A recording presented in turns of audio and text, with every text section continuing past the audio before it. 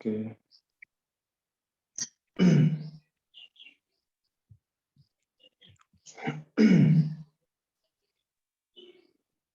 तो कहाँ तक पढ़ लिया था हमने? हेटेरोक्रोमेटिन का जो दो भाग है ना, वो दो भाग आपने बताया था लास्ट में। ओके, तो euchromatin and heterochromatin, chromatin material के बारे में बता रहा था मैं। यूक्रोमेटिन एंड हेट्रोक्रोमेटिन मैंने एक्सप्लेन कर दिया है, ठीक है। अब एक चीज देखो आप, कि जो न्यूक्लियस है,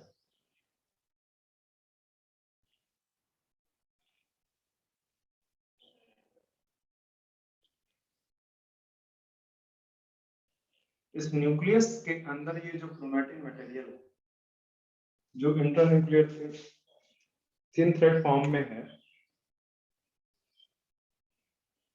ये जब देखो सेल साइकिल आप जानते हो, अभी सेल साइकिल एक्सप्लेन करूंगा इसी लेक्चर के साथ, आज स्टार्ट हो जाएगा।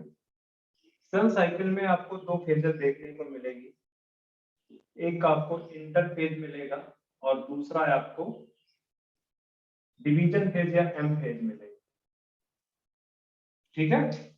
तो ये जो इंटरफेज है, उस दौरान ये जो क्रोमेटिन मटेरियल है, ये थिन थ्रेड फॉर्म में रहता है, थिन थ्रेड फॉर्म में रहता है। बात समझ में आ रही है? हाँ सर। आ रही है नहीं आ रही? हाँ सर, आ रही है। मैं बोल रहा हूँ कि इंटरफेज के दौरान ये जो क्रोमेटिन मटेरियल है, ये थिन थ्रेड फॉर्म में रहता है, तो उस स्टेज पे हम इसको क्रोमेटिन बोल रहे हैं। क्या बोलते हैं इसको? क्रोमेटिन। क्रोमेटिन बोलते हैं। और जब एम फेज या डिवीजन फेज पे आ जाता है, एम फेज या डिवीजन फेज, तो ये जो थिन थ्रेड फॉर्म है, इस पे स्टार्ट हो जाता है क्या? कंडेंसेशन।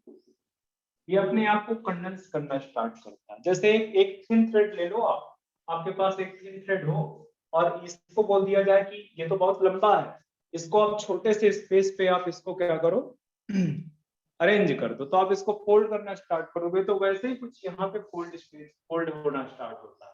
और ये जब फोल्ड होना स्टार्ट करता है, ये इस तरह का कुछ स्ट्रक्चर बना लेता है, इस तरह का स्ट्रक्चर बना लेता है बाई कंडेंसेशन ऑफ क्रोमेटिन, ठीक है। इसी को बोलते हैं हम क्रोमोसोम। इसको क्या बोलते हैं हम? क्रोमोसोम। क्रोमोसोम। तो क्रोमोसोम्स कुछ नहीं है, जो क्रोमेटिन है बेसिकली, या क्रोमेटिन मटेरियल है, उसका कंडेंस्ड फॉर्म, उसका कंडेंस्ड फॉर्म, ठीक है, कंडेंस्ड फॉर्म। बात समझ में आ रही है? हाँ और ये सर। कंडेंस्ड फॉर्म आपको कब दिखता है?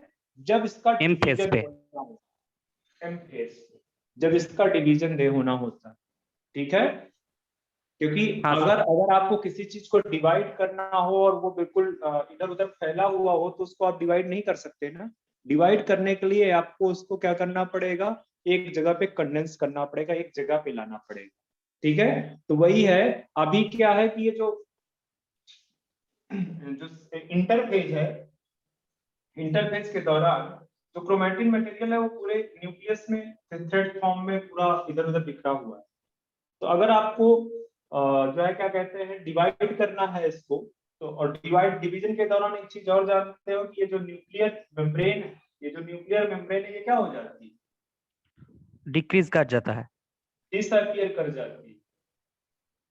और डिसअपियर करने से ये पूरा के पूरे साइटोप्लाज्म में फैल जाएगा, तब तो इसको और मुश्किल हो जाएगा डिवाइड करना, ठीक है। न्यूक्लियस का जो मटेरियल है, इसको डिवाइड करना तो और डिफिकल्ट हो जाएगा। तो उसीलिए यहाँ पे किस फॉर्म पे आ जाता है? कंडेंस होके क्रोमोसोम्स के फॉर्म पे आ जाता है। बात समझ में आ रही है? हाँ सर।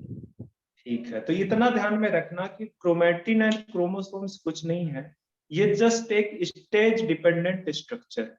किसी एक पर्टिकुलर स्टेज पे जो न्यूक्लिक एसिड है, जो न्यूक्लियर मटेरियल है, वो बेसिकली क्रोमेटिन के फॉर्म में प्रेजेंट है, और किसी दूसरी स्टेज पे उसने अपने आप को फोल्ड कर लिया है, कंडेंस कर लिया है, उसमें चेंज हो गया, क्रोमोसोम्स में चेंज। समझ में आ रहा है? हाँ सर। चलो, तो इसको ना भी लिखोगे तब भी कोई दिक्कत नहीं, मेरा मकसद था इसको आपको समझाना कि एक्चुअली है क्या। क्योंकि अब मैं आपको क्रोमोसोम्स के बारे में बताऊंगा। न्यूक्लियस पढ़ा रहा हूँ, तो न्यूक्लियस में ऑलमोस्ट सारी चीजें मैंने उसके अंदर की कवर कर दी, ठीक है। अब उसके अंदर जो क्रोमोसोम्स पाया जाता है उसको मैंने कवर करना है, तो उसके लिए मैंने बताया। तो इससे पहले आप यहाँ पे एक चीज लिख लो, यहाँ लिखो इस तरह से क्रोमैटिन, इस तरह से ये साइन बनाओ और यहाँ पे लिख दो क्रोमोसोम। तो क्रोमैटिन क्रोमोसोम्स में कब कन्वर्ट होगा? During cell division. Cell division. तो जब सेल डिवीजन होना होगा तो ये क्रोमैटिन क्रोमोसोम्स में चेंज हो जाएगा, और इंटरफेज के दौरान ये वापस से किसमें चेंज हो जाएगा? क्रोमाटिन में। क्रोमैटिन में चेंज हो जाएगा।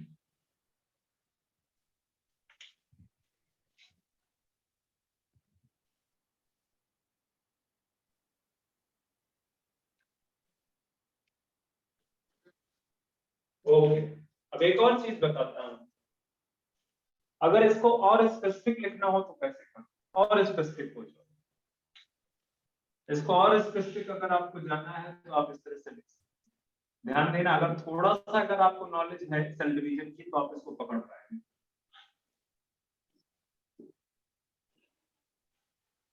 बहुत स्पेसिफिक अगर आप जा रहे हैं, मैं इधर बोल रहा हूँ कि इधर गया तो एक कंडेंसेशन हुआ, कंडेंसेशन ही होगा ना इधर, हाँ और सर। इधर वापस आएगा तो क्या होगा? डीकंडेंसेशन। डीकंडेंसेशन। कोई डाउट है यहाँ पे? नहीं सर। तो अगर तुमको थोड़ी सी नॉलेज है सेल डिवीजन के बारे में तो मुझे बताओ कि ये कंडेंसेशन किस स्टेज पे स्टार्ट होता है? डिवीजन फेज की किस फेज पे स्टार्ट होता है?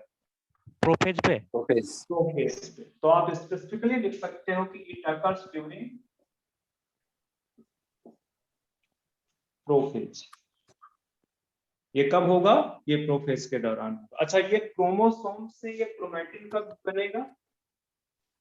टेलोफेज पे। टीलोफेज के दौरान। टीलोफेज के दौरान।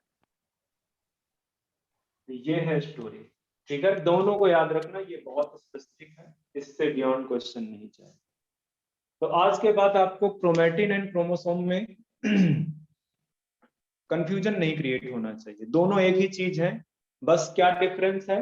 स्टेज का डिफरेंस है कि सेल किस स्टेज पे प्रेजेंट, सेल किस स्टेज पे प्रेजेंट है उसके अकॉर्डिंग जो उसका न्यूक्लियर मटेरियल है, उसका नाम आप दो।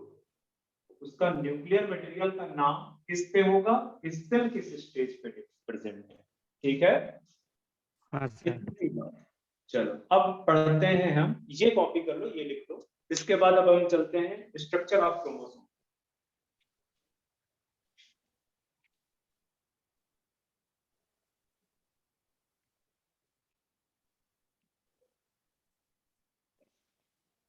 हो गया कॉपी? हाँ सर। चलो।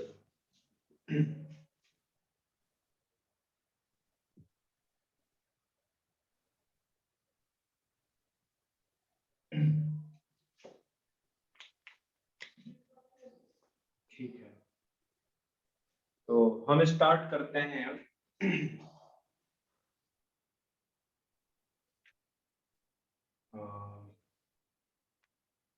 क्रोमोसोम। मैं जरा मार्कर फिलअप कर लेता हूं, तब तक आप रिवाइज करो जो प्रीवियस लेक्चर था।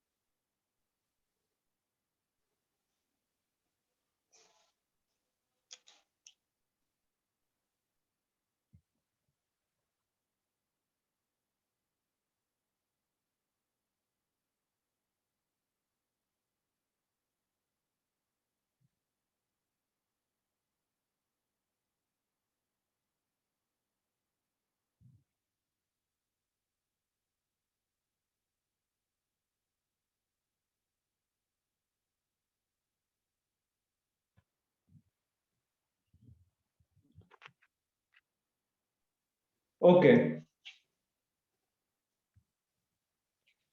तो क्रोमोसोम्स के बारे में स्टार्ट करते हैं। तो क्रोमोसोम्स का मतलब, क्रोम का मतलब तो समझते ही हो, क्रोम क्या है? कलर। क्रोम का मतलब क्या होता है? समथिंग जो कलरफुल, ठीक है। और सोमा जहां पे भी हो, सोमा का मतलब होता है बॉडी। तो बेसिकली ये कलर्ड बॉडी को रिप्रेजेंट कर, इसी वजह से इसका नाम दिया गया क्रोमोसोम। क्यों कलर्ड है? एक्चुअली जो क्रोमेटिन मटेरियल है या जो भी पॉलीन्यूक्लियोटाइड चेन्स है वो कंडेंस फॉर्म में प्रेजेंट है, वो ट्रांसपेरेंट से स्ट्रक्चर है। और अगर वो ट्रांसपेरेंट से स्ट्रक्चर है तो वो आपको दिखेंगे नहीं, ठीक है। इसका मतलब है कि अगर आप उनको विजुलाइज करना चाहते हो तो आप क्या करोगे? उनको आपको स्टेन करना। और जब स्टेन किया गया न्यूक्लियस को, तो न्यूक्लियस को स्टेन करने पे देखा गया कि उसके अंदर कुछ कलर्ड बॉडी नजर आई। उसके अंदर क्या नजर आई? कुछ कलर्ड बॉडी नजर आई। इसी वजह से इस स्ट्रक्चर का जो कलर्ड बॉडी वहां पे दिख रही थी, क्या नाम दे दिया गया? क्रोमोसोम्स, ठीक है। तो जो टर्म है, the term chromosomes was coined by Walder. Walden, was coined by Walden. Okay, ठीक है। ये तो आपको पता ही है कि क्रोमोसोम्स आपको कहाँ पे दिखते हैं? न्यूक्लियस में। श्योर? डेफिनेटली न्यूक्लियस में दिखेंगे या नहीं दिखेंगे? ठीक से सोचो।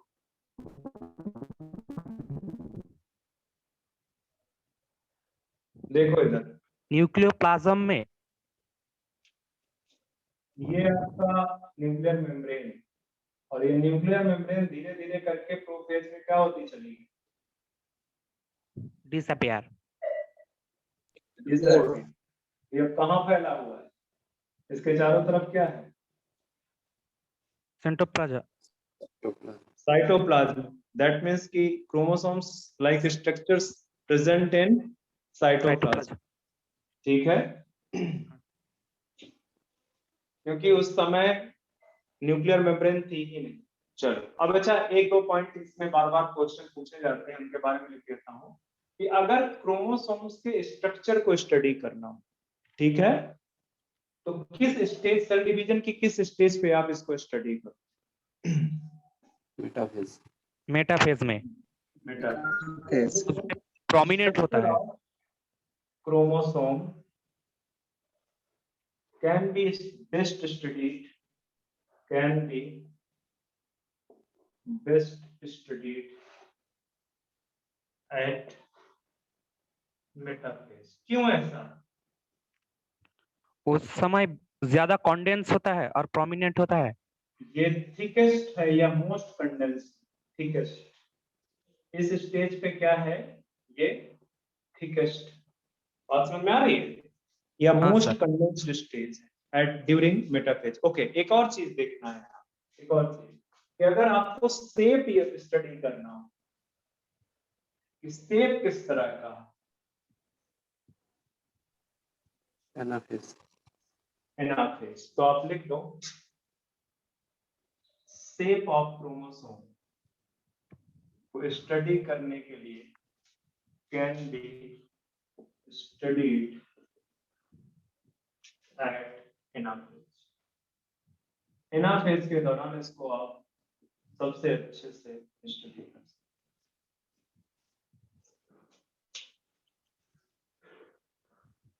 ओके, अब चलते हैं आगे की तरफ। एक दो चीजें इंपॉर्टेंट बतानी है, फिर इसके बाद हम क्रोमोसोम्स के स्ट्रक्चर को स्टडी करना स्टार्ट करेंगे। एक और important point,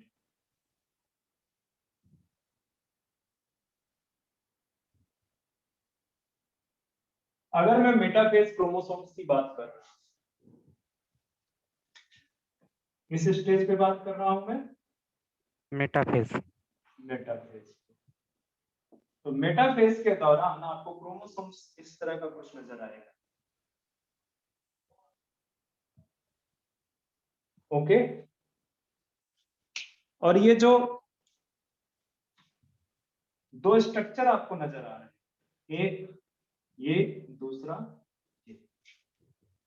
these are sister chromatid. ये क्या है?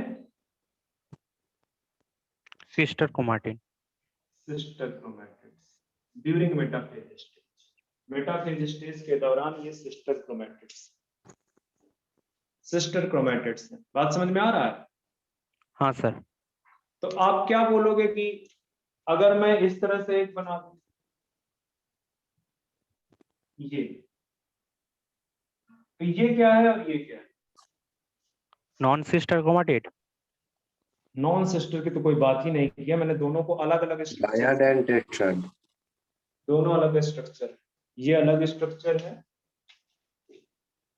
ये अलग है।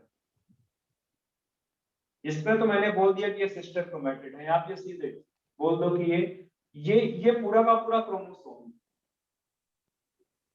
है कि नहीं क्रोमोसोम? हाँ सर।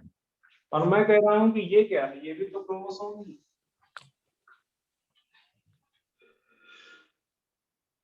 क्या डिफरेंस है दोनों? किससे दूसरा वाला इस क्रोमोसोम नहीं है?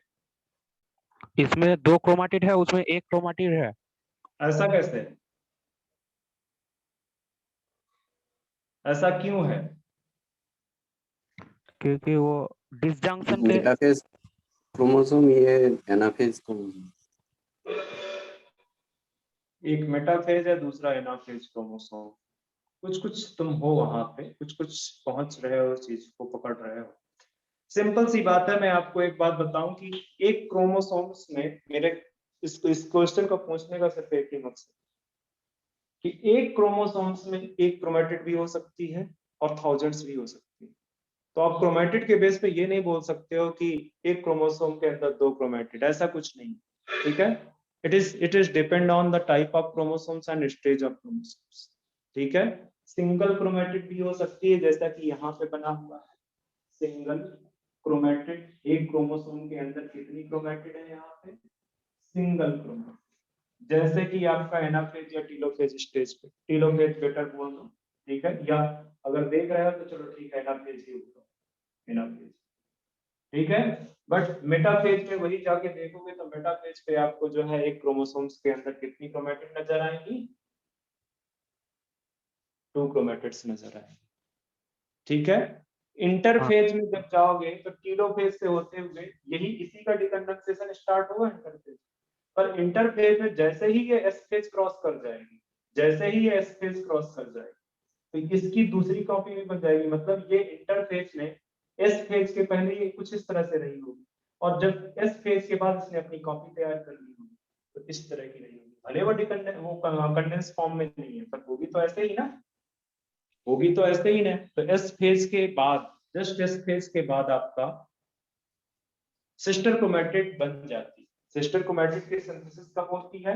आफ्टर या during S phase, during S phase आपकी सिंथेसिस होती है। तो याद रखना कि जो क्रोमैटिड है वो एक भी हो सकती है क्रोमोसोम्स के अंदर, और थाउजेंड्स भी हो सकती हैं। थाउजेंड्स कहाँ पे होंगे? जो जायंट क्रोमोसोम्स होते हैं लाइक पॉलीटिनी क्रोमोसोम्स या लैम्ब्रेस क्रोमोसोम्स, उनमें ढेर सारी सिस्टर क्रोमैटिड्स प्रेजेंट होती हैं।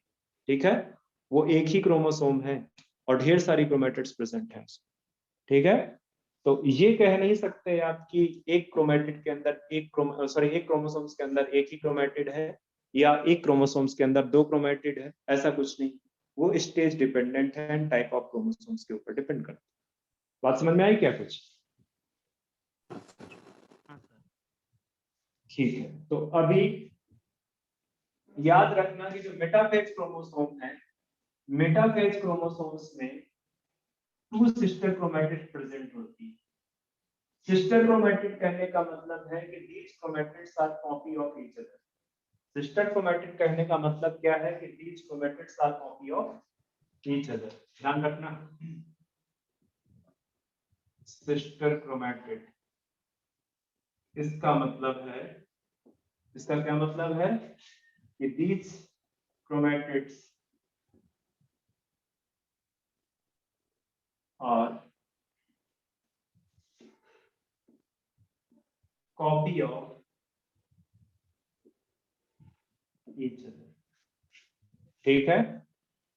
और सिस्टर क्रोमेटिड्स आपको कब देखने को मिलते हैं थ्योरी, बताओ। मेटाफेज। मेटाफेज ऑफ माइटोसिस और डिवीजन।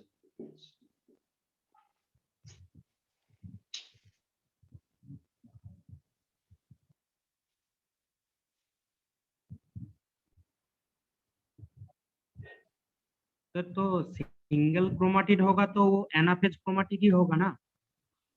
हाँ एनाफेज है बेटा, एनाफेज या आप आगे भी बोल सकते हो, तो मैं बता ही देता हूँ। चलो आप स्टार्ट करो प्रोफेज। प्रोफेज, प्रोफेज से गए मेटाफेज, मेटा से गए आप एनाफेज, एनाफेज। एनाफेज से आप गए टीलोफेज, चलो। टीलोफेज से आप इंटरफेज। पर इंटरफेज को मैं थोड़ा सा अलग कर देता हूँ, G1 S and ji. G2 के बाद से फिर से वही चीज हो जाएगी, ठीक है। तो प्रोफेज में हाँ। इस तरह से दो ही क्रोमेटिड, और वो कंडेंस मतलब उसका कंडेंसेशन स्टार्टिंग में प्रोफेज में स्टार्ट हुआ था, प्रोफेज के खत्म होते होते मतलब मेटाफेज के स्टार्ट होते होते ये इस तरह से हो गए most condense stage. But prophase में ही दो क्रोमेटिड है, मेटाफेज में भी दो क्रोमेटिड, ठीक है। एनाफेज में ये दोनों सेपरेट हो गए, एनाफेज में दोनों सेपरेट हो गए। तो अब एक क्रोमोसोम्स के अंदर क्या है, एक ही क्रोमेटिड, ठीक है। टीलोफेज में क्या है कि टीलोफेज के जाते जाते, या टीलोफेज को मान लो क्योंकि ये स्टेज जो है इस तरह से आपका टीलोफेज एक एक सेल के अंदर ये है, दूसरे सेल के अंदर, ठीक है। हाँ। जब मैं आपको सेल डिवीजन पढ़ाऊंगा तो कुछ चीजें बताऊंगा, अभी नहीं बताना चाह रहा, ठीक है। अब इसका डीकंडेंसेशन हुआ होगा तो ये फिर से इस तरह से हो गई, मतलब एक क्रोमेटिड बेसिकली जीवन में भी एक क्रोमेटिड ही प्रेजेंट है क्रोमोसोम में, टीलोफेज में भी एक ही क्रोमेटिड प्रेजेंट है, एनाफेज में भी एक ही क्रोमेटिड प्रेजेंट है। इस फेज में जब वो पहुंचेगा, जब स्टेज कंप्लीट हो जाएगा, तो यही फिर से दूसरी अपनी एक सिस्टर क्रोमेटिड बना लेगी, एग्जैक्ट कॉपी अपनी प्रिपेयर कर लेगी। G2 में भी सेम चीज रहेगी, G2 में भी सेम चीज रहेगी। फिर G2 के बाद जब आप प्रो में आओगे, प्रोफेज में आओगे, तो इसका कंडेंसेशन स्टार्ट होगा और प्रोफेज के एंड तक ये वाले स्टेज आ जाएंगे, ठीक है। दैट मींस कि आपका जो एनाफेज है, टीलोफेज है और G1 फेज, यहाँ पे जो क्रोमेटिड है मतलब क्रोमोसोम है, उसमें सिंगल क्रोमेटिड प्रेजेंट है, उसमें सिंगल क्रोमेटिड प्रेजेंट रहे। अभी भी कोई डाउट है क्या? नहीं सर, ठीक है। वैसे भी ये मैं बाद में डिस्कस करूंगा, अभी आप बस थोड़ा सा समझ लो। मुझे actually chromatid and number of chromatids इस तरह से कुछ चीजें कंफ्यूजन ना क्रिएट करें, इसलिए मैं इसको बड़ा बता दिया।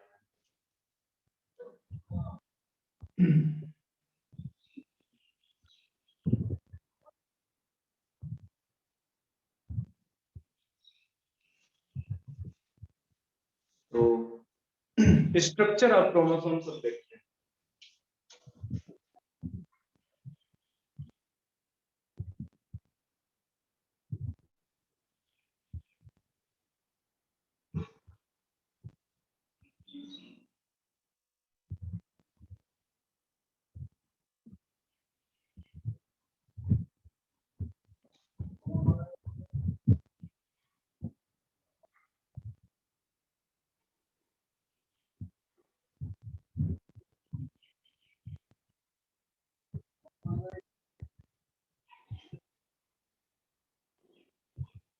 Just take minute.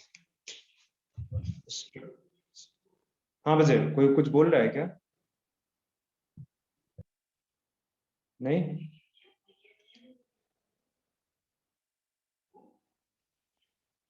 कोई कुछ बोल रहा है क्या बच्चे? नहीं सर। नहीं सर। ओके।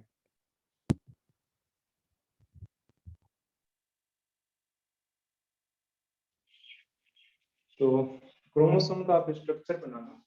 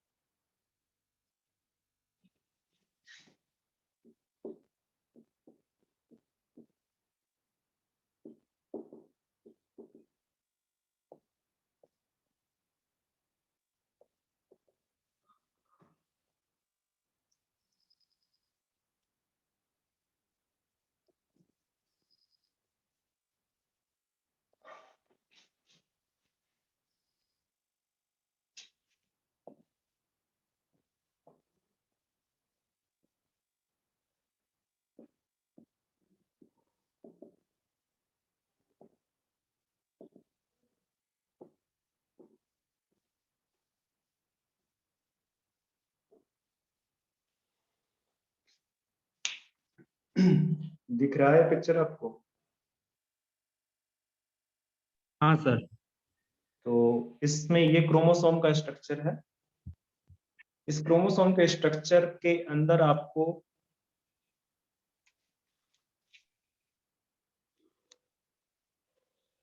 हेलो, हाँ sir.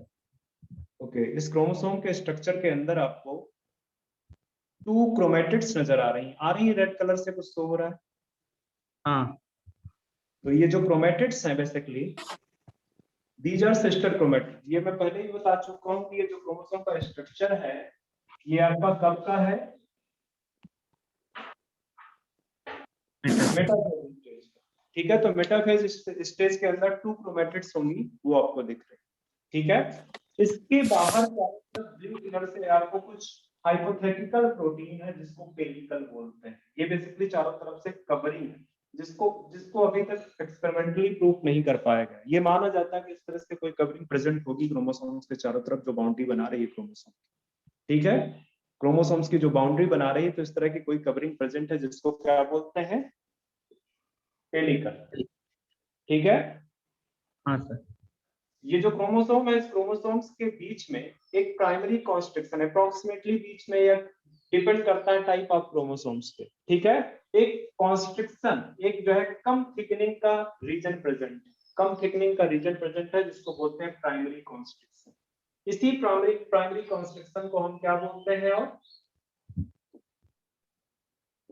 centromere. The primary constriction of a chromosome is known as centromere. Centromere. Centromere की दोनों तरफ, या आप ये बोल दो कि सपोज ये मार्कर है, ये मार्कर का ये वाला पॉइंट, ठीक है, अगर इसके ऊपर भी इस तरह से कोई मार्कर रख दिया जाए इस तरह से, ठीक है, तो ये जो कम थिकनिंग का जो जोन बन रहा है ये वाला, इसके चारों तरफ एक प्रोटीनियस डिस्क प्रेजेंट, इसके चारों तरफ एक प्रोटीनियस डिस्क प्रेजेंट है and that disc proteinaceous disc is known as kinetochore. बात समझ में आ रही है क्या? इसके चारों हाँ। तरफ, काइनेटोकोर सेंट्रोमियर के चारों तरफ है। सेंट्रोमियर के चारों तरफ एक प्रोटीनियस डिस्क प्रेजेंट है, इसको बोलते हैं काइनेटोकोर। तो ध्यान रखना कि ये क्या है? प्रोटीनियस डिस्क, डिस्क, इसको बोलते हैं काइनेटोकोर। और ये काइनेटोकोर किस चीज पे हेल्प करता है? ये सेपरेशन ऑफ सिस्टर क्रोमैटिड्स में हेल्प करता है। जब सेपरेशन करना होता है सिस्टर क्रोमैटिड का ड्यूरिंग एनाफेज स्टेज, तो यहीं पे आके स्पिंडल फाइबर बाइंड करते हैं। स्पिंडल फाइबर कहां पे बाइंड करते हैं? इस काइनेटोकोर के साथ। ठीक है, इसके बाद एक और नैरो रीजन प्रेजेंट है क्रोमोसोम्स में, या बोलो कि कम थिकनिंग का रीजन प्रेजेंट है, जिसको बोलते हैं secondary constriction of nucleolar organiser region. इसको शार्ट में एनओआर भी बोलते हैं, शार्ट में इसको एनओआर भी बोलते हैं, न्यूक्लियोलर ऑर्गेनाइजर रीजन। ठीक है, सेकेंडरी कॉन्स्ट्रिक्शन जरूरी नहीं है कि किसी भी मतलब सारे के सारे क्रोमोसोम्स में आपको सेकेंडरी कॉन्स्ट्रिक्शन दिखेगी। ठीक है, इट मे बी प्रेजेंट और it may be absent. Okay, तो जो न्यूक्लियर ऑर्गेनाइजर रीजन है, ये न्यूक्लियर ऑर्गेनाइजर रीजन किस चीज में पार्टिसिपेट करता है? न्यूक्लियोलस की सिंथेसिस में पार्टिसिपेट करता है। ओके, और सेकेंडरी कंस्ट्रक्शन की प्रेजेंस होने की वजह से कुछ पार्ट क्रोमोसोम्स का ऐसा लगता है कि क्रोमोसोम से हैंग कर रहा है, लटक रहा है, ठीक है, उसको बोलते हैं क्या? सैटेलाइट। उसको बोलते हैं सैटेलाइट डी। ये है पूरा स्ट्रक्चर, ये है इसके कुछ पार्ट जिनको हमको डिस्कस करना है कि इस तरह का आपका जो है क्रोमोसोम्स का स्ट्रक्चर इमेजिन किया जा रहा है कि एक एक बाहर की तरफ प्रोटीनेसिस कवरिंग होगी जिसको हम पेडिकल बोलते हैं, उसके अंदर बेसिकली क्रोमेटिन मटेरियल एम्बेडेड होगा, जो क्रोमेटिन मटेरियल है वो एम्बेडेड होगा, धंसा हुआ होगा, कहीं कहीं पे ये पेलिकल्स बेसिकली नैरो रीजन बना रही होगी, तो जो फर्स्ट नैरो रीजन जो मिलेगा आपको क्रोमोसोम्स में, उसको आप प्राइमरी कंस्ट्रक्शन बोलोगे या सेंट्रोमियर बोलोगे। इसके चारों तरफ एक प्रोटीनेसिस डिस्क प्रेजेंट होती है जिसको काइनेटोफोर बोलोगे आप, ठीक है। इसी तरह से एक दूसरा, अगर इस प्राइमरी कंस्ट्रक्शन के अलावा कोई दूसरा नैरो रीजन प्रेजेंट है तो उसको आप सेकेंडरी कंस्ट्रक्शन बोलते हो, या उसी को आप न्यूक्लियर ऑर्गेनाइजर रीजन बोलते हो। और उस न्यूक्लियर ऑर्गेनाइजर रीजन के नीचे कुछ हैंग करता हुआ जो स्ट्रक्चर बच जाएगा क्रोमोसोम्स को, आप उसको क्या बोलते हो? सैटेलाइट। तो इसको कॉपी करो फटाफट।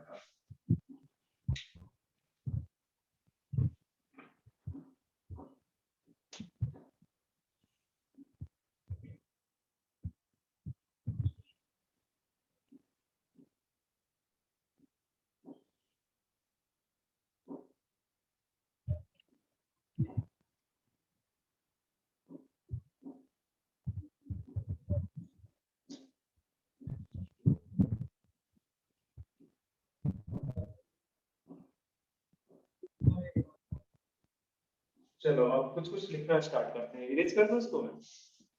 हाँ sir.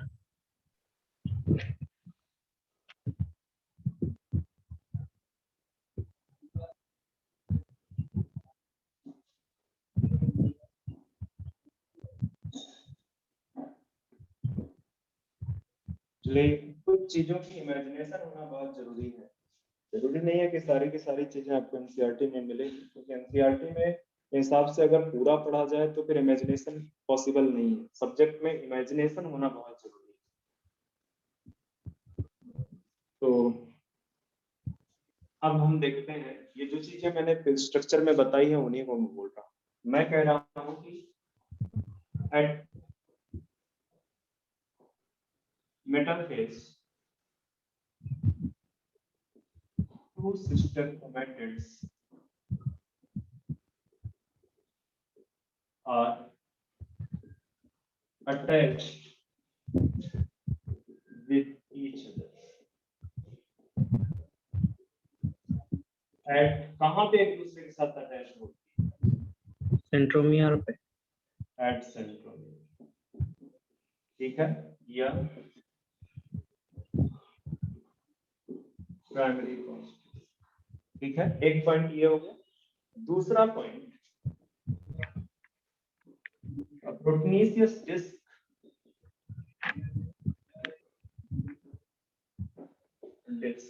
present around the present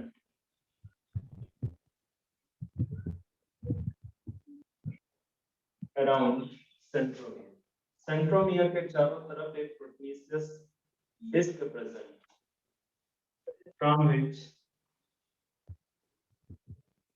spindle fibers bind with it. इसके साथ फाइबर क्या करते हैं? कॉपी करो फटाफट। सर वो क्या, ये प्रोटीनेसियस डिस्क प्रेजेंट, विच मैं प्रेजेंट ऐसे ही लिखता हूँ, प्लस का साइन करके एंटी कर देता हूँ। समझ में आया? हाँ sir.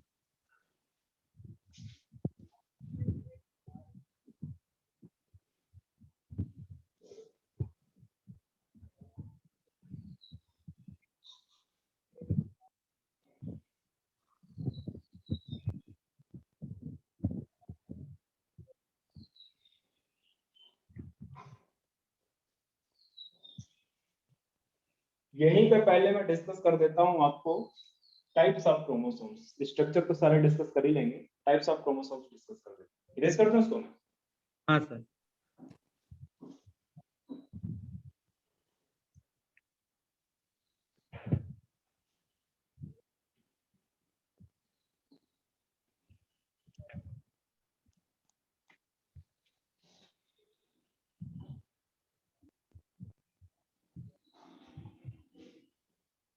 Types of chromosomes,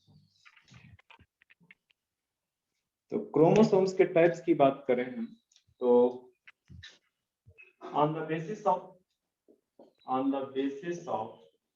position of centromere, position of centromere, centromere की पोजीशन के बेस पे क्रोमोसोम्स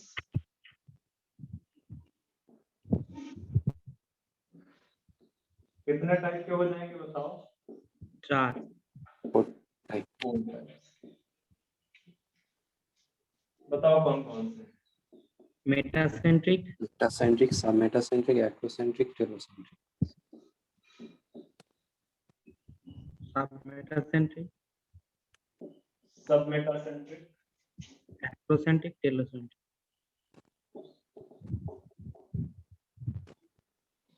टीलोसेंट्रिक। चलो, मेटासेंट्रिक में जो सेंट्रोमियर की पोजीशन है वो कहाँ पे है? मिडिल पे। Middle. Position of centromere is mid part पे, ठीक है, बीच में। मतलब क्रोमोसोम का अगर स्ट्रक्चर मैं यहाँ पे बनाऊं तो आपका इस तरह से हो जाएगा। मैं पहले सिर्फ नॉर्मल बना रहा हूँ, ये इस तरह से मिड में प्रेजेंट होगा इन केस ऑफ मेटासेंट्रिक। बट जो इसका शेप होगा, इस बीच में होने की वजह से इसका जो शेप होगा वो इस तरह से कुछ हो जाएगा, इस तरह से ये वी शेप हो जाएगा। शेप कैसा हो जाएगा इसका? भी वी शेप। तो ध्यान में रखना कि मेटासेंट्रिक क्रोमोसोम का जो शेप है वो कैसा है? वी शेप है। बहुत नीचे चला गया, मैं ऊपर लिख देता हूँ इसे, तो यहाँ पे लिख देता हूँ इसका जो शेप है वो V shape.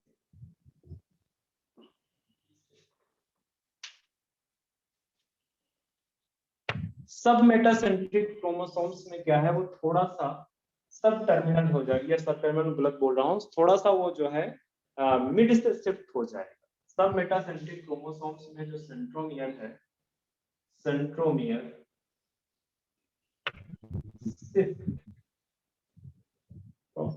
On either side, किसी भी साइड हो सकता है, from mid,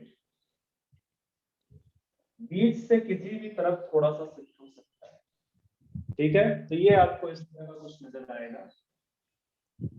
sir last line नहीं दिख रहा। नहीं दिख रहा, कोई दिक्कत नहीं, मैं ऊपर लिख देता हूँ। ये आप पहले ऐसा करो, यहाँ तक लिख लो, फिर इसके बाद मैं हटा लेता हूँ मैं, क्योंकि इतने स्पेस में लिख नहीं पाऊंगा। आप यहाँ तक लिख लो, फिर बताओ मुझे।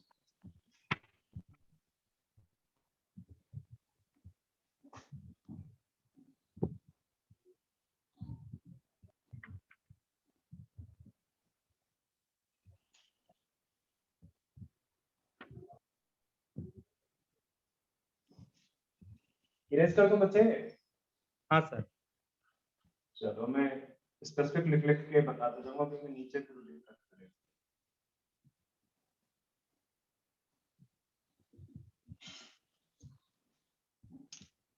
तो हम सब मेटासेंट्रिक डिस्कस कर रहे हैं।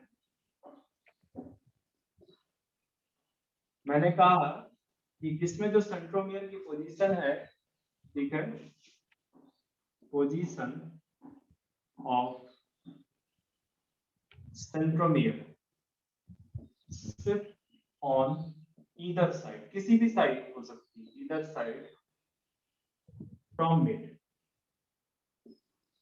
मिड से किसी भी साइड हो सकती है, ठीक है। तो जो स्ट्रक्चर दिखेगा आपको वो कुछ इस तरह से दिखेगा, वो कुछ आपको इस तरह से, और जब इस तरह से दिखेगा सब मेटासेंट्रिक क्रोमोसोम्स में, तो एक क्रोमोसोम्स की 2 आर्म बन जाएगी।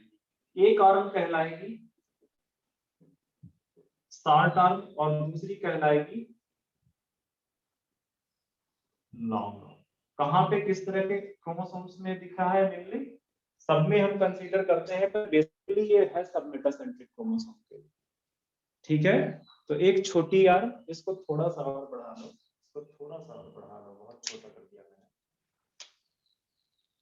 जी, अब ठीक है।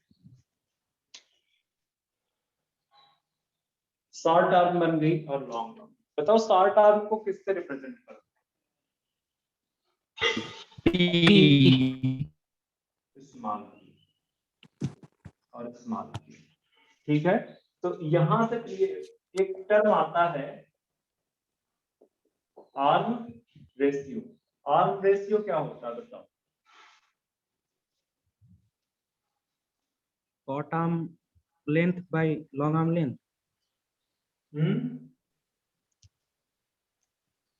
Short arm by long arm.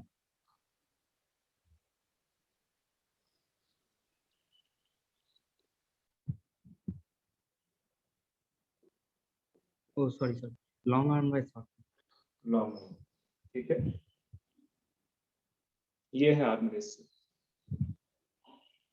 सब मेटासेंट्रिक क्रोमोसोम हो गया आपका। अच्छा, अभी तो कुछ बताया नहीं है इसके बारे में। इसके बारे में इसका जो शेप है, बताओ कैसा होगा शेप इसका? एल।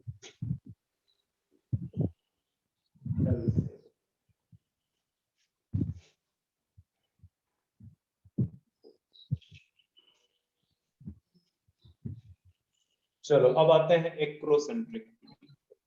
इसको कॉपी कर लो तो एक्रोसेंट्रिक पे रखते हैं।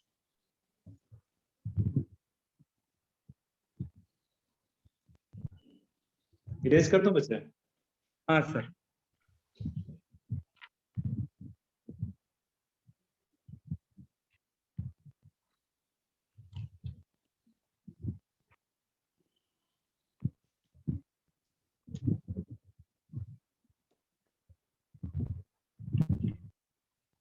Acrocentric chromosome. एक्रोसेंट्रिक क्रोमोसोम्स में जो सेंट्रोमियर की पोजीशन है वो सब टर्मिनल होता है। ठीक है, सेंट्रोमियर प्रेजेंट एट सब टर्मिनल पोजीशन। सब टर्मिनल पोजीशन में प्रेजेंट होगा इस तरह से कुछ, इस तरह से। ये सब टर्मिनल पोजीशन, और इसका जो शेप होगा वो कैसा हो जाएगा बच्चे? जे। ठीक है, जे शेप। तो अगर आपसे कोई क्वेश्चन पूछे कि जो आर्म रेशियो है वो सबसे ज्यादा कहाँ पे? एक्रोसेंट्रिक पे। Arm ratio will be maximum for acrocentric.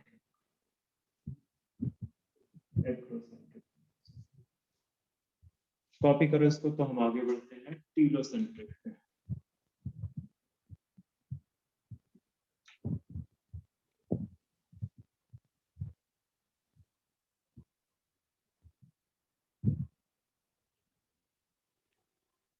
हाँ हो गया। तो चलते हैं अब टीलोसेंट्रिक क्रोमोसोम्स।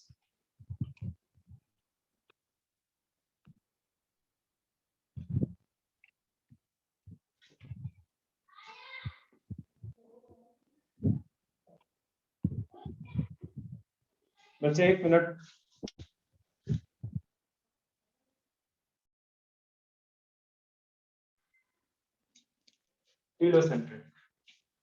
टीलोसेंट्रिक क्रोमोसोम्स में क्या होगा?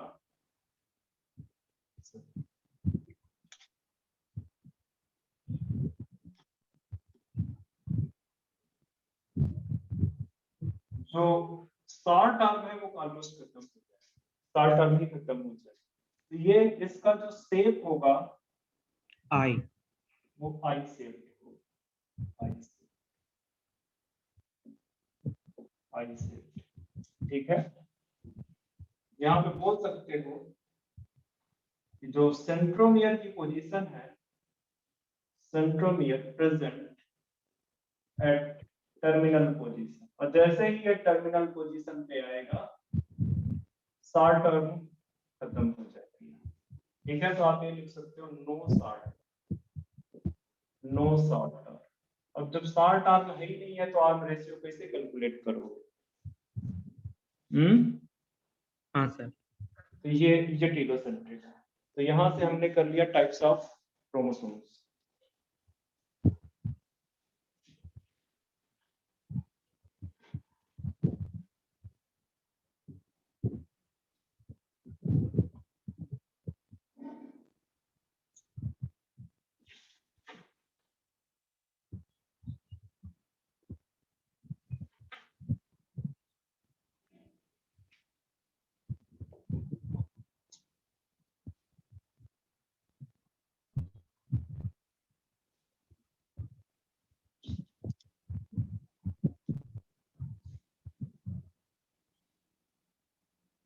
देखो, स्ट्रक्चर ऑफ क्रोमोसोम्स को जब एक्सप्लेन कर रहे थे तो सेंट्रोमियर वाला पार्ट तो हमने देख लिया, ठीक है। अब आते हैं सेंट्रोमियर प्राइमरी कंस्ट्रक्शन। अब देखते हैं हम सेकेंडरी कंस्ट्रक्शन। और सेकेंडरी कंस्ट्रक्शन को ही हम बोल रहे थे नॉट ऑर्गेनाइजर रीजन। तो ये बेसिकली रिलेटेड है with synthesis of न्यूक्लियोलस। साथ में in case of human it is only present in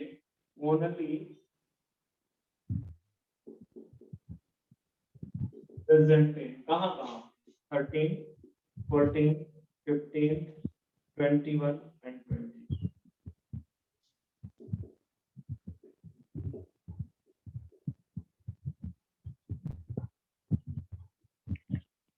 in chromosomes में प्रेजेंट है, ध्यान रखना, ठीक है। और जहां सेकेंडरी कॉन्स्ट्रक्शन प्रेजेंट होगा, ठीक है, वहां पे श्योर शॉर्ट, ठीक है, क्या प्रेजेंट होगा वहां पे?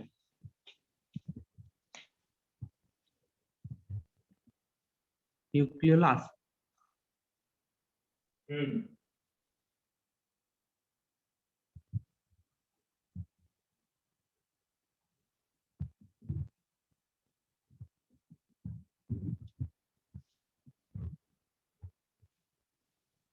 तो यार 2 मिनट का गैप दो, 2 मिनट का गैप दो, सुबह से क्लास ले रहा हूँ, दिमाग खराब हो रहा है थोड़ा।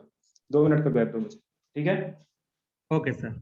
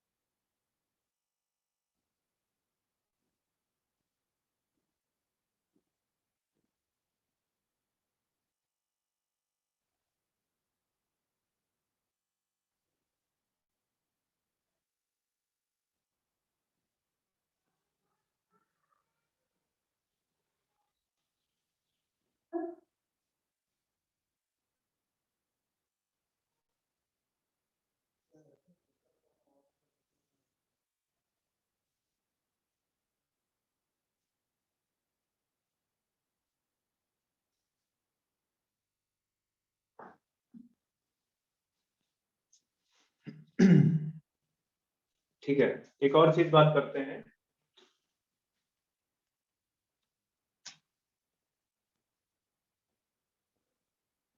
beyond secondary construction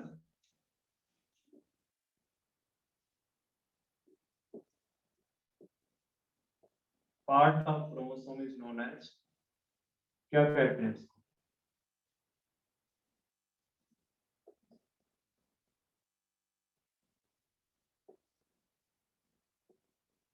satellite DNA. सुन रहे हो क्या मेरी बात को? हाँ सर। ठीक है, तो जो सेकेंडरी कॉन्स्ट्रक्शन है इस तरह से जो सेकेंडरी कॉन्स्ट्रक्शन है इसके बाद जो क्रोमोसोम का पार्ट बच जाता है उसको बोलते हैं सैटेलाइट डीएनए। ठीक है, और जिन क्रोमोसोम्स में सैटेलाइट डीएनए प्रेजेंट होता है उनको बोलते हैं सेट क्रोमोसोम्स। एंड यहाँ पे लिख दो एंड द क्रोमोसोम, नीचे दिख रहा है क्या? दिख रहा है। And the chromosome is known as set chromosome. ये बताओ कौन कौन से क्रोमोसोम्स ह्यूमन में सेट क्रोमोसोम्स की कैटेगरी में आएंगे? 13, 14, 15, 21, 22। 22। ठीक है, तो ध्यान में रखना कि जिन क्रोमोसोम्स में सैटेलाइट डीएनए प्रेजेंट होता है वो बेसिकली सेट क्रोमोसोम्स कहलाते हैं। एंड सैटेलाइट डीएनए की प्रेजेंस बेसिकली किस पे डिपेंड करती है? सेकेंडरी कॉन्स्ट्रक्शन पे डिपेंड करती है। ओके, तो ये सेकेंडरी कॉन्स्ट्रक्शन है, इसमें सबसे पहला पॉइंट यही बनता है, it is related with the synthesis of nucleolus. ठीक है, ह्यूमन में इतनी पोजीशंस पे पाया जाता है।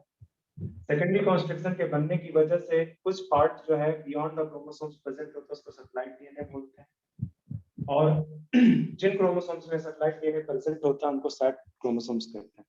ठीक है, कॉपी करो।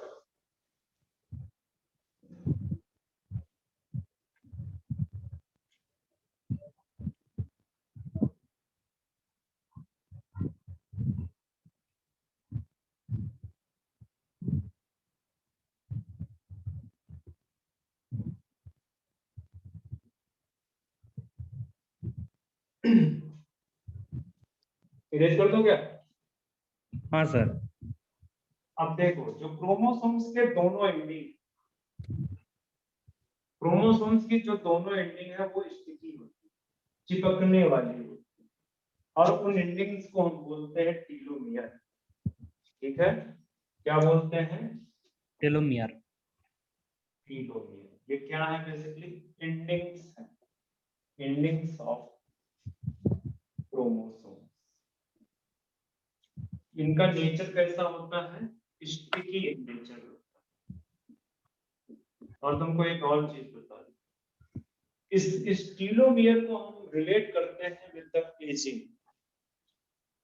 ये ऐसा माना जा रहा है कि हर एक जनरेशन में जो लेंथ ऑफ टीलोमियर है वो डिक्रीज होता चला जा रहा है। समझ रहे हो? लेंथ ऑफ हाँ। टीलोमियर क्या होता जा रहा है? डिक्रीज होता जा रहा है। और जैसे जैसे लेंथ ऑफ टीलोमियर डिक्रीज हो रही है वैसे ह्यूमन की एज भी कम होती चली जा रही है। ठीक है, ये सिंगल स्ट्रैंड होता है, सिंगल स्ट्रैंड। ध्यान में रखना, पूरा का पूरा डीएनए कैसा है? डबल स्ट्रैंडेड, और ये सिंगल स्ट्रैंड होके रैप कर गया है उसी के ऊपर, रैप कर गया। ठीक है, तो ये सिंगल स्ट्रैंडेड होता है, और यहाँ पे रेपिटेटिव सीक्वेंस प्रेजेंट होता है, रेपिटेटिव सीक्वेंस, रेपिटेटिव सीक्वेंस यहाँ पे प्रेजेंट है। Most probably T H, T A, T क्या है? टीएनए क्या है? थाइमिन। थाइमिन है, एडेनिन। ये रिच सीक्वेंस प्रेजेंट होता है in case of human, human की बात कर रहा हूँ। टीए रिच सीक्वेंस प्रेजेंट है इनके इन टीलोमियर रीजन, टीलोमियर रीजन। और जब टीलोमियर की सिंथेसिस करनी होती है तो एक एंजाइम होती है जिसको बोलते हैं टीलोमेरेज। टीलोमियर की सिंथेसिस कौन एंजाइम करता है? टेलोमेरेज। टीलोमेरेज। ये टीलोमेरेज बेसिकली एक टाइप की क्या है, बता सकते हो मुझे? प्रोटीन। नहीं, एंजाइम। आरएनए।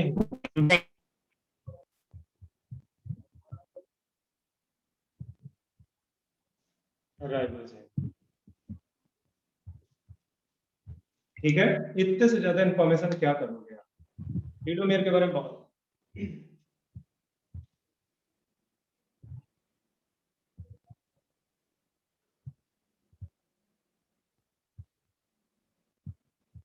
चलो बात करते हैं chemical composition of chromosomes.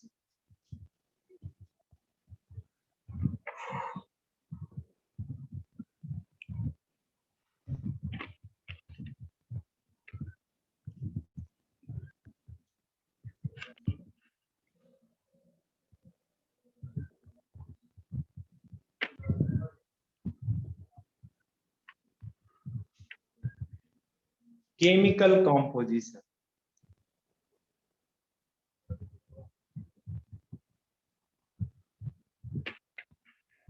Hazy नजर आ रहा है ना कुछ? हाँ सर। जस्ट एक मिनट रुकना।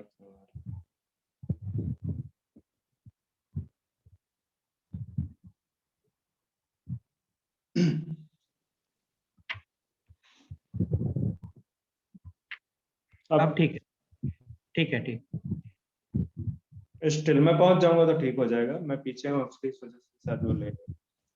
तो केमिकल कॉम्पोजिशन हम क्रोमोसोम्स की डिस्कस करने जा रहे हैं, ठीक है। जाहिर सी बात है, दो चीजें प्रेजेंट होनी है इससे केमिकल कॉम्पोजिशन।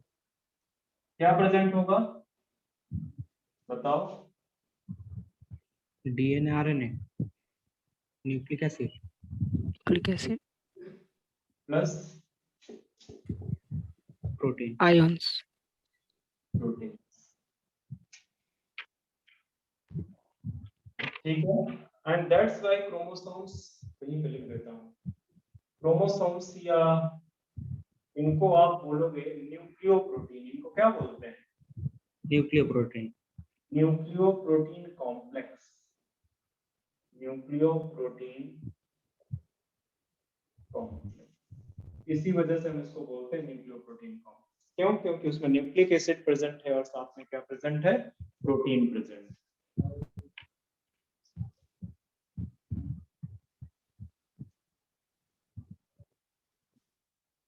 थक गया हूँ यार, पढ़ाते पढ़ाते सुबह से। चल, ये जो न्यूक्लिक एसिड है इसमें तो आपको पता ही है क्या क्या होगा, डीएनए प्रेजेंट होगा और कुछ आरएनए। आरएनए होगा। सारा आरएनए नहीं होगा, बहुत थोड़ा सा आरएनए होगा, बट आरएनए भी प्रेजेंट होगा, ठीक है। आपको पता ही है न्यूक्लियोलर ऑर्गेनाइजर रीजन में जो न्यूक्लियोलस है, ठीक है, उसमें राइबोसोम आरएनए की सिंथेसिस हो रही है।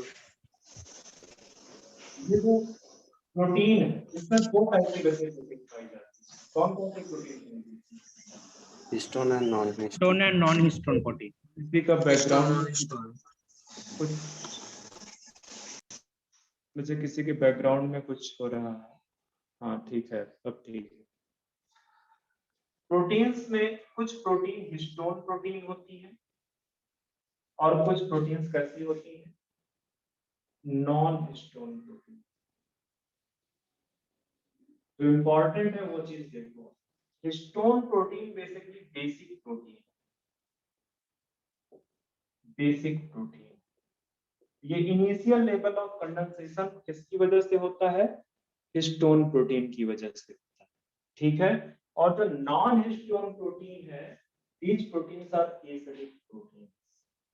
एक बार जब इनिशियल लेवल ऑफ कंडेंसेशन हो जाएगा तो उसके बाद फर्दर कंडेंसेशन के लिए नॉन हिस्टोन प्रोटीन है। इनिशियल लेवल वाला जो कंडेंसेशन है वो हिस्टोन से होगा, और जब हिस्टोन से कंडेंसेशन कंप्लीट हो जाएगा तो फिर फर्दर कंडेंसेशन के लिए नॉन हिस्टोन प्रोटीन्स आएंगे जो कि acidic nature, acidic protein, acidic nature है, एसिडिक प्रोटीन है बेसिकली, ठीक है।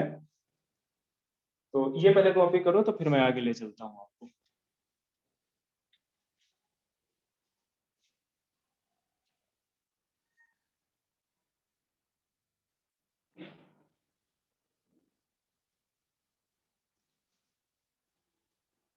या यहीं पे लिख दो, इतना स्पेस तो मैं मैनेज कर ही लूंगा।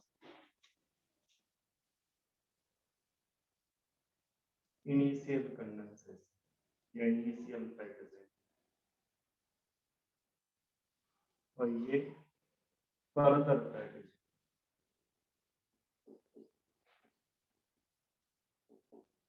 आफ्टर हिस्टोन, आफ्टर हिस्टोन के बाद की पैकेजिंग की बात।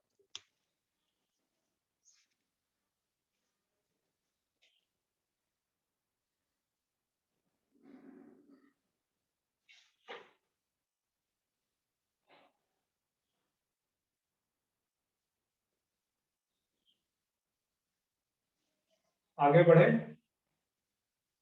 हाँ सर। सर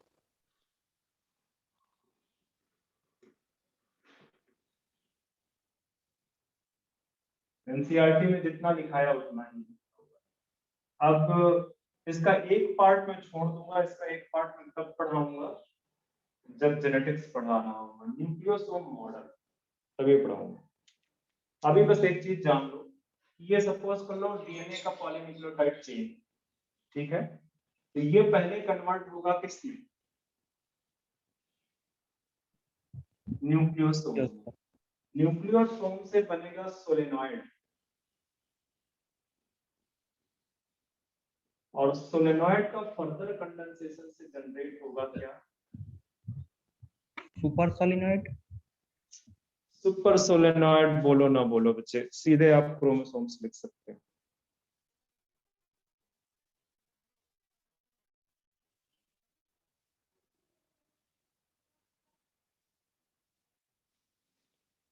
सुपर सोलेनॉइड भी बोल सकते हो, ठीक है।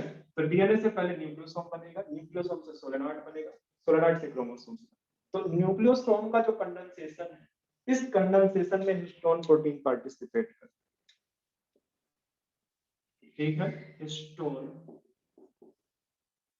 प्रोटीन पार्टिसिपेट इस पे।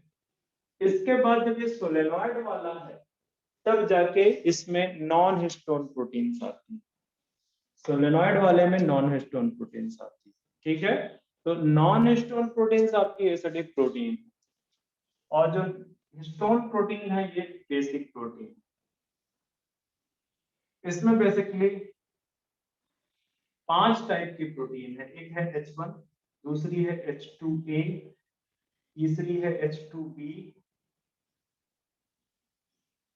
H4 और H5, जिसमें से ये न्यूक्लियोसोम के फॉर्मेशन में पार्टिसिपेट करती है और ये पैकेजिंग में पार्टिसिपेट करती है।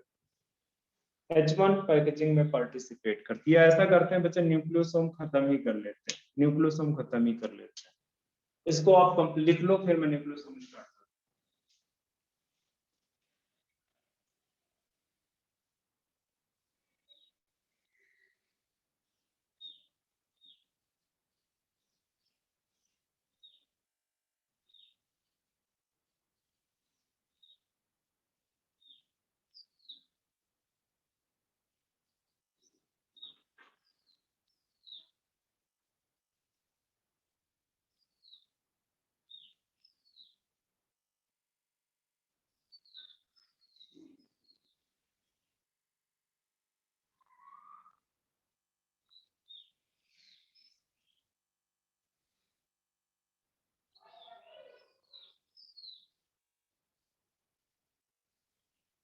चलो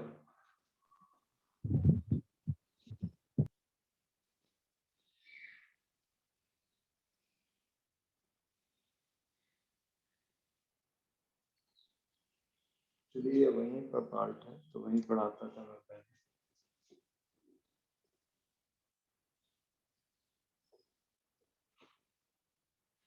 न्यूक्लियोसोम,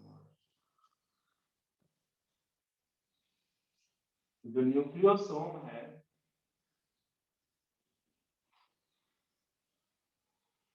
इसको आप बोल सकते हो beads on string structure, beads on string structure. Nucleosome beads on string structure, ठीक है। ये जो न्यूक्लियोसोम है basically it is the octamer of histone proteins. Histone protein का ये ऑक्टामर, ठीक है। मैंने बताया ना कि हिस्टोन प्रोटीन कितनी टाइप की हिस्टोन प्रोटीन है, यहाँ पे H2A, H2B, H3, H4। मैंने बच्चा H5 लिखा दिया है क्या? देखो हाँ, H5 सर। लिखाया। हाँ हाँ सर। हाँ नहीं, सर। उसको चेंज करो H2A, H2B, H3 and H4 पे। इसके अलावा एक और है H1। तो इसमें से ये चार हैं, ये जो 4 जो है स्टोन है, इनके 2 molecules of each, 2 molecules of each, H2A, H2B, H3, H4, इनके 2 molecules of each form octamer. किसका ऑक्टामर बना रहा है बेटा? फॉर्म ऑक्टामर ऑफ न्यूक्लियोसोम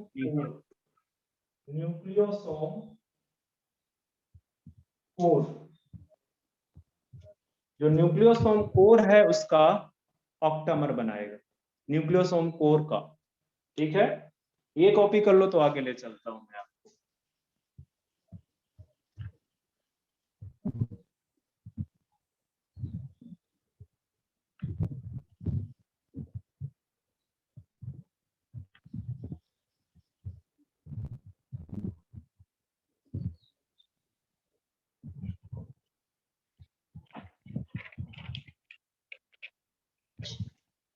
हो गया?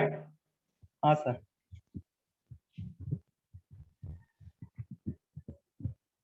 तो जिस न्यूक्लियोसोम कोर की मैं बात कर रहा हूं,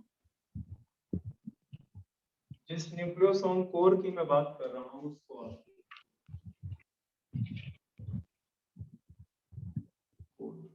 ये कोर, और इस कोर के अंदर दो मॉलिक्यूल्स प्रेजेंट है, H2A, H2B, H3 and H4, 2 molecules of each। ठीक है, और 2 molecules of each इतना ही नहीं, यहाँ पे इस तरह से डीएनए रैप्ड, इस न्यूक्लियोसोम के चारों तरफ क्या रैप्ड है? DNA molecule wrapped. ठीक है, इसी वजह से इस स्ट्रक्चर को बोलते हैं बीड्स। कोर क्या बनाएगा? Beads on string structure. String क्या है? DNA. Beads on string structure इसको बोलते हैं। ठीक है, और ये जो डीएनए है इसके ऊपर जो कॉइलिंग है, वो कॉइलिंग बेसिकली इतनी है 1 and 3/4, इतनी कॉइलिंग। या आप इसको इस तरह से भी लिख सकते हैं 1.75 टन, 1.75 टन कॉइलिंग जो है बीड्स के चारों तरफ 1.75 टन। ठीक है, 1.75 टन। तो ये न्यूक्लियोसोम कोर में आपको इतने हिस्टोन प्रेजेंट दिखेंगे, हिस्टोन, इतने हिस्टोन, हर एक हिस्टोन का 2 मॉलिक्यूल्स होगा, वो बनाएगा न्यूक्लियोसोम कोर के चारों तरफ जो है डीएनए रैप किया हुआ होगा। ये बेसिकली ये डीएनए है। इस डीएनए के 1.75 टन प्रेजेंट, 1.75 टन प्रेजेंट। ठीक है, इसको कॉपी करो तो मैं आगे बढ़ूं।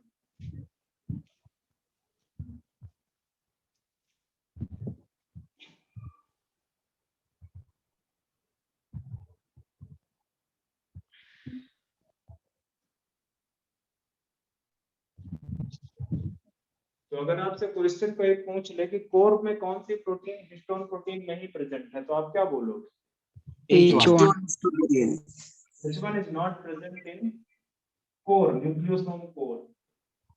It helps in packaging of nucleosome। तो इस तरह से आपके ये न्यूक्लियोसोम, और इन न्यूक्लियोसोम के चारों तरफ आपका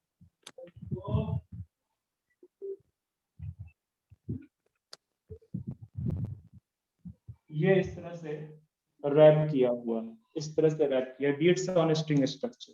और इसको फर्दर इस तरह से पैक करने के लिए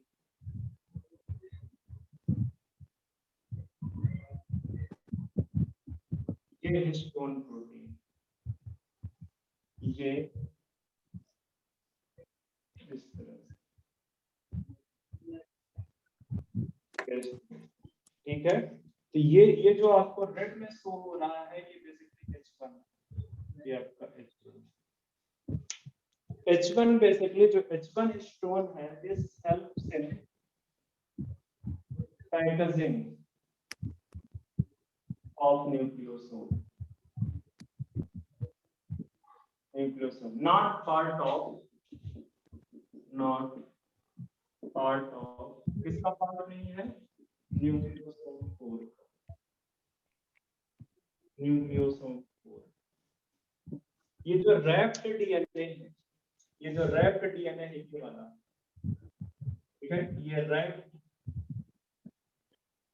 डीएनए ये अराउंड आपका कितना है 200 बेस पेयर, 200 बेस पेयर। बात समझ में आ रहा है? हाँ सर। 200 बेस पेयर का मतलब बच्चे अगर नंबर ऑफ न्यूक्लियोटाइड के टर्म्स में पूछा जाए तो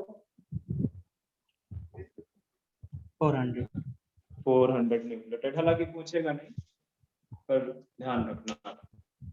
तो इस तरह से न्यूक्लियोसोम इस तरह से basically beads on string structure पे अरेंज होता चला जाता। अब इसकी जब फर्दर कॉइलिंग होगी तो क्या बनाएगा वो, सोलेनॉइड बनाएगा। सोलेनॉइड बोल लो या सुपर सोलेनॉइड बोल लो, जो भी बोल लो, ठीक है। इसकी फर्दर कॉइलिंग, और फर्दर कॉइलिंग में कौन पार्टिसिपेट करेगा इसके साथ, नॉन हिस्टोन एसिडिक प्रोटीन्स।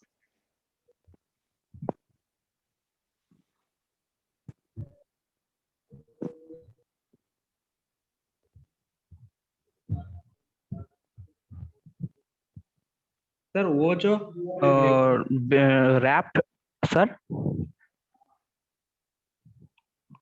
बच्चे एक काम करो, इसको मुझे दिखाने दो जरा सा, ये इरेज कर दूं? हाँ हाँ क्या पूछ रहे थे, क्वेश्चन पूछ रहे थे? हाँ सर, वो जो रैप्ड डीएनए है उसका लेंथ 200 बेस पेयर है। तो वही तो थोड़ा सा मुझे चेंज करवाना है।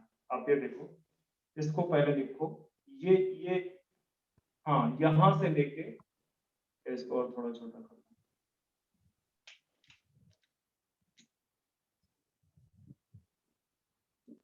ये जो बीच का पार्ट है डीएनए, एक न्यूक्लियोसोम से दूसरे न्यूक्लियोसोम के बीच का, इसको बोलते हैं linker DNA. Linker DNA.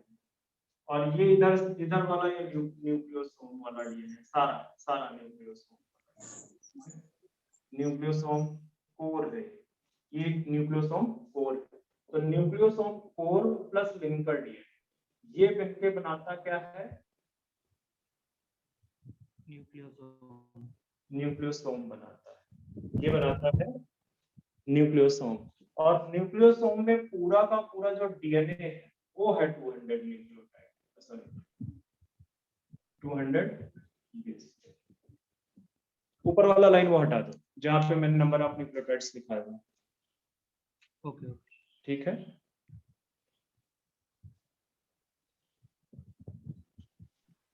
Sir 400 MT का मतलब क्या है?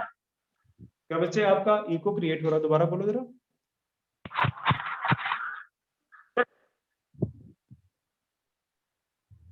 हेलो, आपको आवाज ही नहीं आ रहा है। हेलो हाँ बच्चे, आपका आवाज ही नहीं आ रहा मुझे।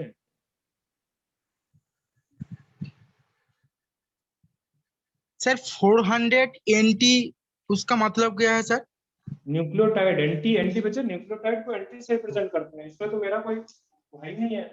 न्यूक्लियोटाइड को एंटी से रिप्रेजेंट करते हैं, कभी देखा नहीं है? न्यूक्लियोटाइड का जो रिप्रेजेंटेशन है वो एंटी से। तो ये बेस पेयर है ना, एक बेस पेयर में दो न्यूक्लियोटाइड हैं जो एक दूसरे के साथ कॉम्प्लीमेंट्री पेयरिंग किए हुए।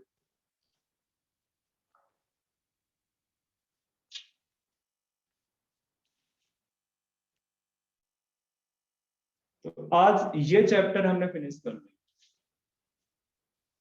नेक्स्ट चैप्टर हमारा क्या है, cell cycle and cell division. मेरी आवाज सुन रहे हो क्या आप लोग? हाँ सर बोलिए। ये इंग्लिश कर दूं मैं? हाँ सर।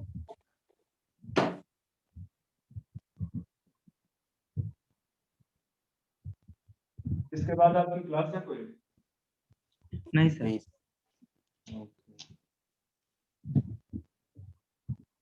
नेक्स्ट चैप्टर जो है हमारा वो है सेल साइकिल एंड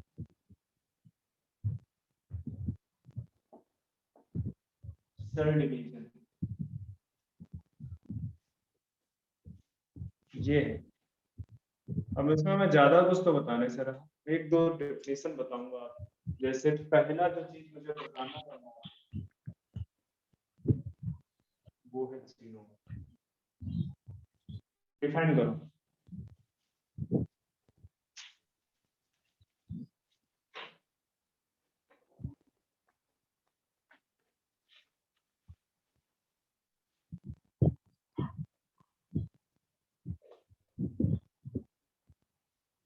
नहीं समझ में आ रहा?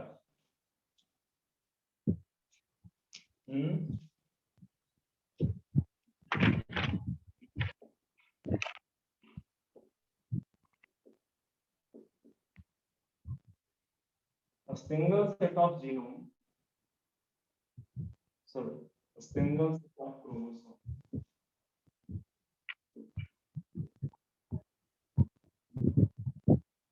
is known as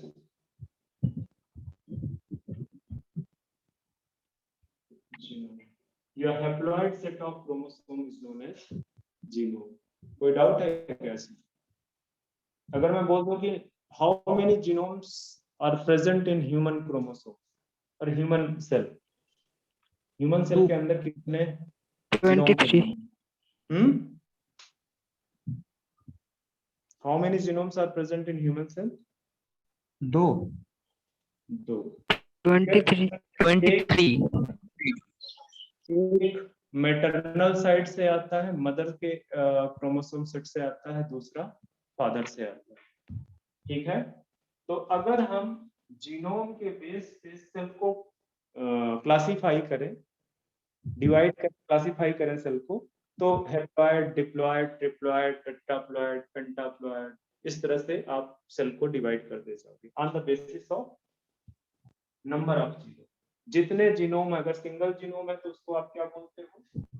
single genome present है अगर हैप्लॉइड। haploid. तो haploid बोलते हैं। अगर आपका डबल जीनोम प्रेजेंट है या टू जीनोम प्रेजेंट है Diploid.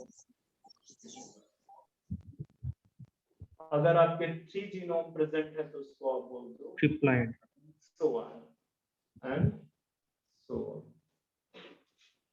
तो सिंगल सेट ऑफ क्रोमोसोम तभी जीनोम की सीक्वेंसिंग की जाती है, जैसे ह्यूमन जीनोम सीक्वेंस आपने पढ़ा। अब ह्यूमन के अंदर तो basically two set of genome है। अगर आप एक सेट स्टडी कर लेते हो तो अप्रोक्सीमेटली दूसरा सेट भी वैसे ही होगा। ठीक है, दूसरा सेट भी अप्रोक्सीमेटली वैसा ही होगा। तो कुछ चीजें मुझे अभी इस चैप्टर में और बतानी है, अभी आज मेरी हिम्मत नहीं है। आज मैं यहीं पे इसको क्लोज करता हूँ, नया चैप्टर स्टार्ट करेंगे न्यू एनर्जी के साथ। ठीक है, तो आज के लिए बस इतना।